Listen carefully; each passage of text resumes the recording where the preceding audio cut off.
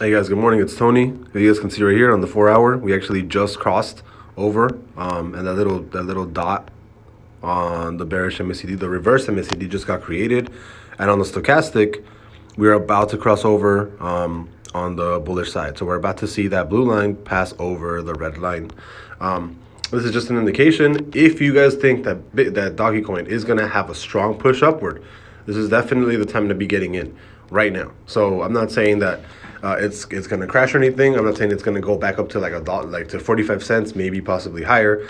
All I'm saying is that if you guys would, if we are going to see an actual move on Doge coin, it's going to happen right now. It's going to happen sometime today, sometime tomorrow, sometime within the next 8-12 hours or so. But if we do see a big move, it's going to be sometime in the next 12 hours. And if you guys believe that move is going to happen, right now is literally the perfect time right now at 30 cents to put it to either buy back in and average up your position, or if you don't have any more Doge coin, buying right now and then it possibly running back to like 45, possibly 50 cents.